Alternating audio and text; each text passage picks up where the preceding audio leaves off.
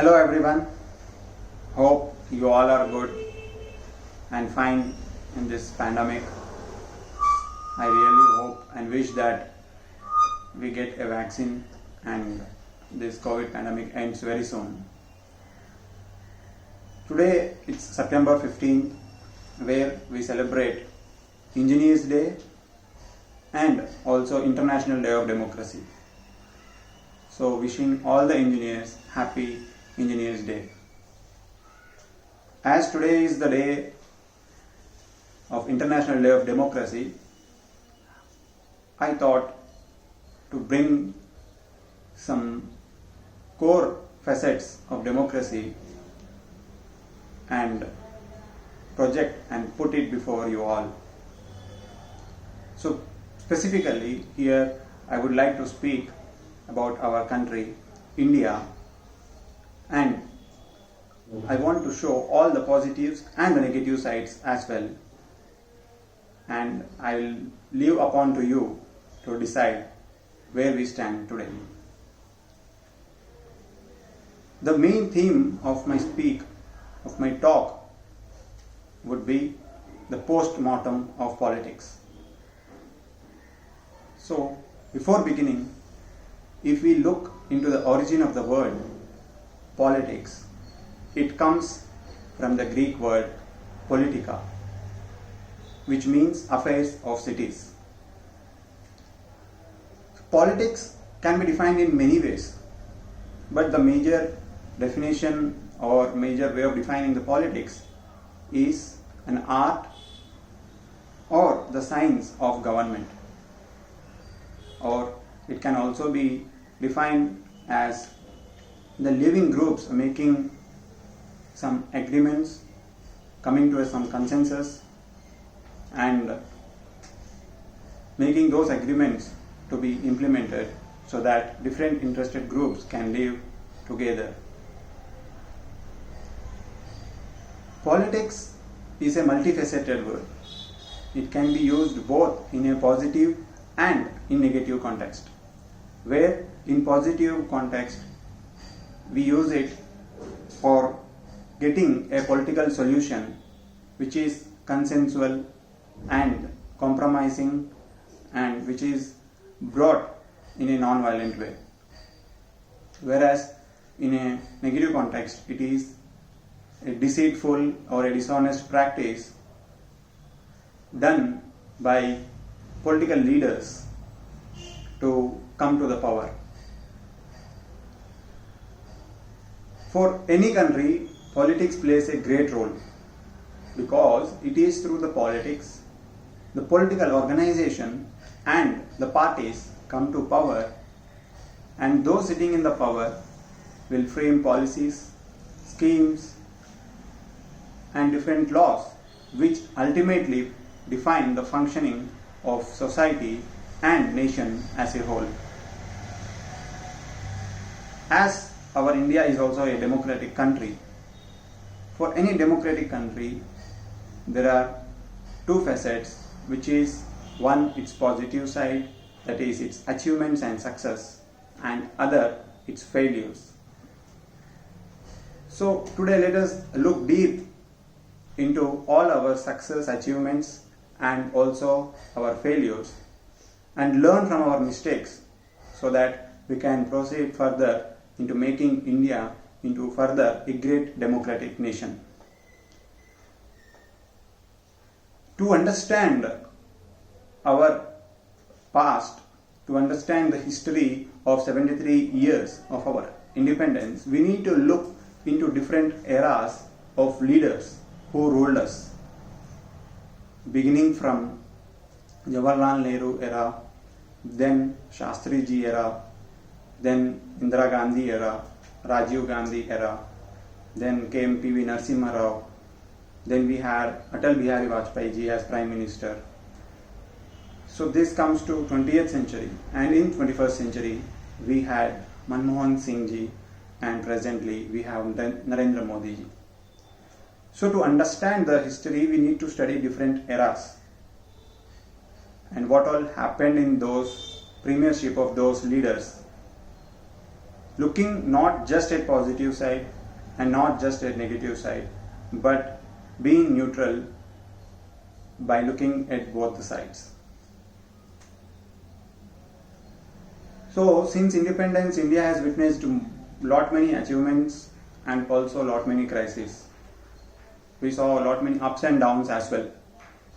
Since beginning of independence, we saw the reorganization of states, we saw tribal consolidation, and then we also faced the problem of language, official language issue, and then we faced food shortage, economic crisis, we witnessed wars with India and Pakistan, then we saw emergency, Punjab crisis, Godhra riots, Punjab riots, and then split in the Congress party.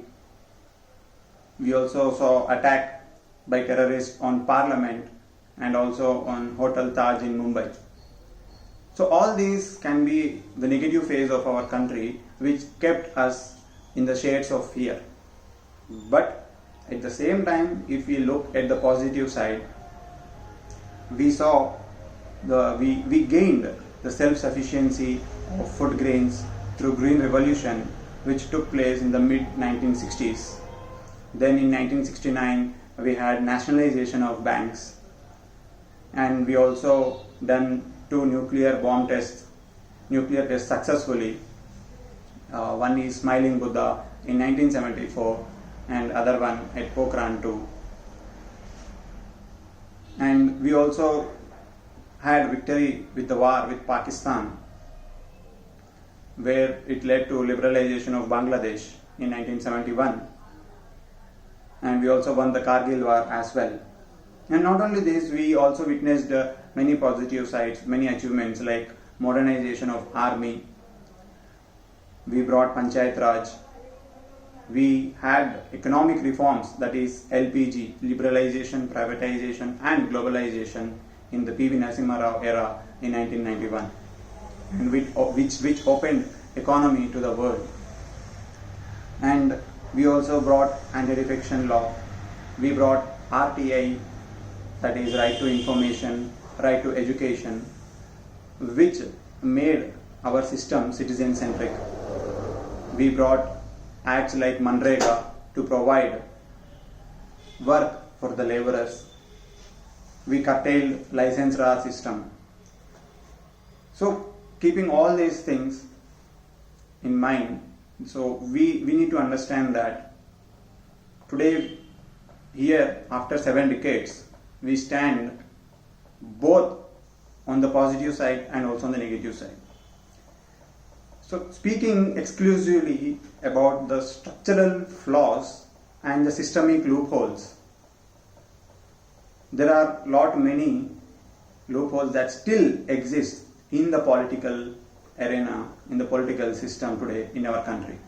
Well, despite witnessing both the positives and negatives, I just want to put forward these systemic loopholes. The greatest flaw in our India is that in the Indian politics, the politics itself is considered as a great flaw. So this is really the attitude, the narrative has to be changed. And then we have multi-party system, where multi-party system can be seen both as boon and bane, because on one side it encourages communism, casteism, regionalism, where on other side it gives an opportunity for every member to contest elections and to represent their community. Then we have seen many times that a party which is having lesser number of votes coming into the politics, if no party gets majority vote. So we faced also many coalition form of governments.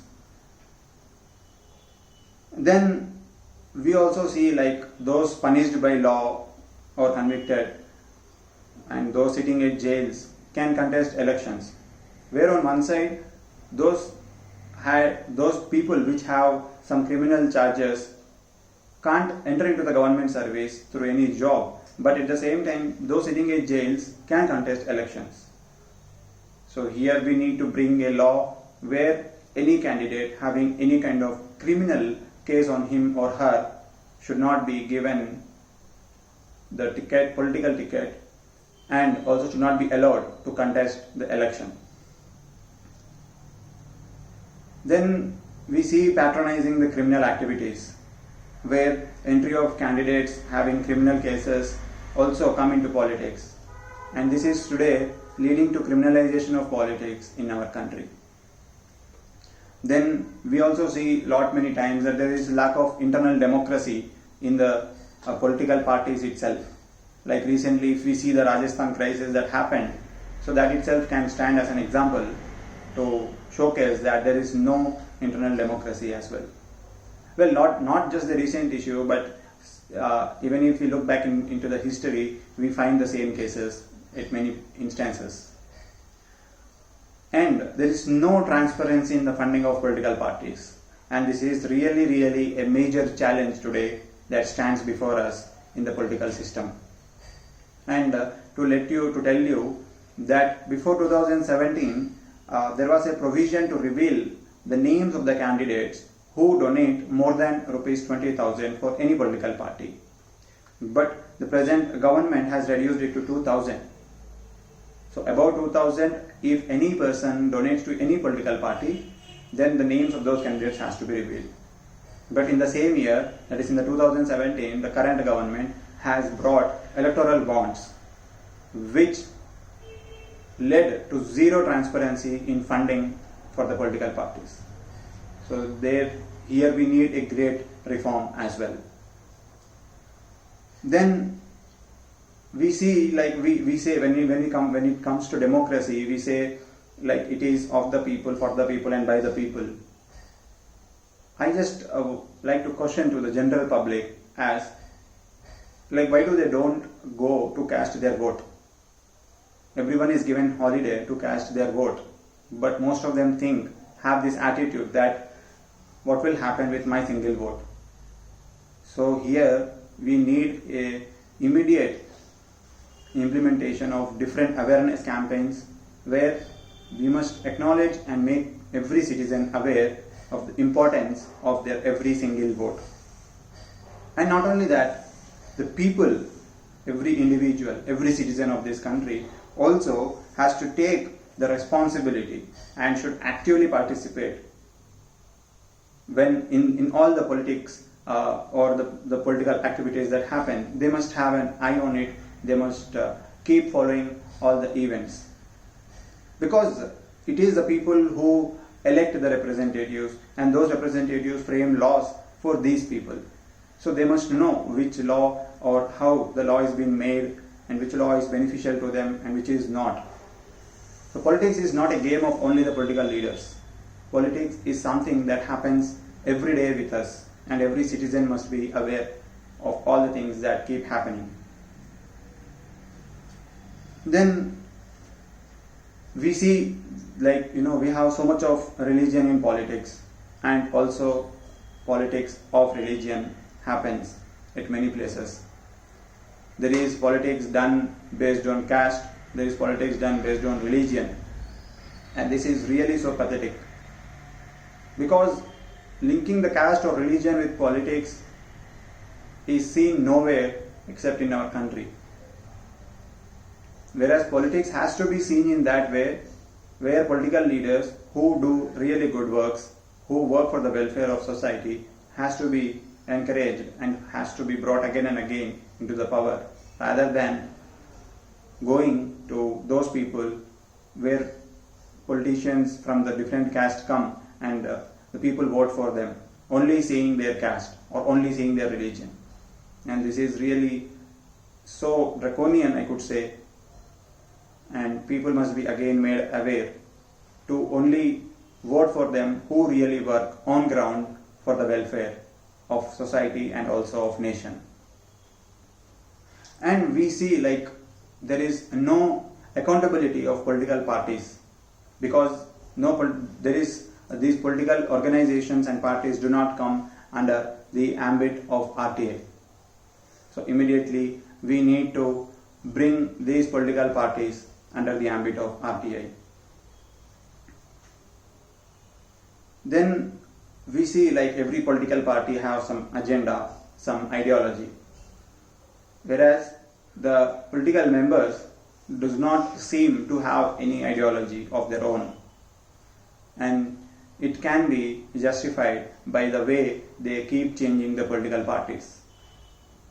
They win the election on the ticket of one party, and if some other party comes into the government, immediately they jump into that political party.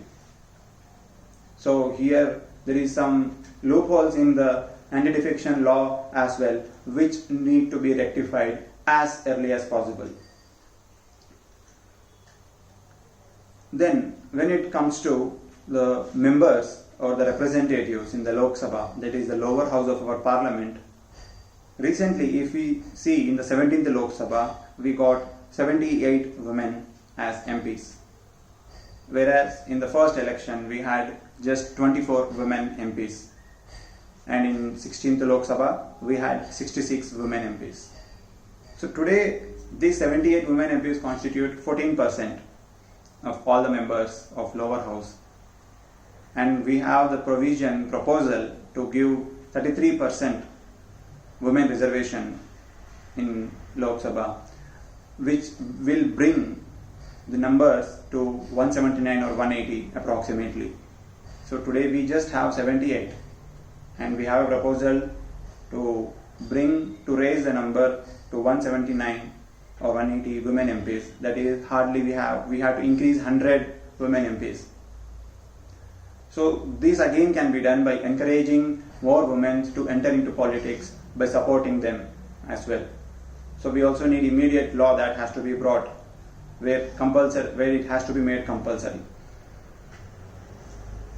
Then we see most of the times in news where different politicians having assets worth of crores, where before entering into the politics, or the politicians who become for the first time as MLA or first time as MP, and when they retire, when their tenure ends after 5 years, we see their assets growing in crores. So the politicians who are having the salary in lakhs, then they end with earning in crores. So how is it possible? So here there is a lot of corruption that happens, and this again has to be put at an end. And not only that, those leaders earning in an illegal way has to be brought under the surveillance, and we also should look into their disproportionate assets that they earn during their tenure. So today, by witnessing all these things, we could see that Indian politics is vitiated by the waves of populism, jingoism, sectarianism, and confrontational politics, where freebies, vote buying, paid news, man and muzzle and money power, all this together change the entire scenario of elections, whereas elections are the key weapon or tool in the hands of a common man in the democratic country. So having learned about all these flaws, we also need to work on political reforms and come with solutions to stop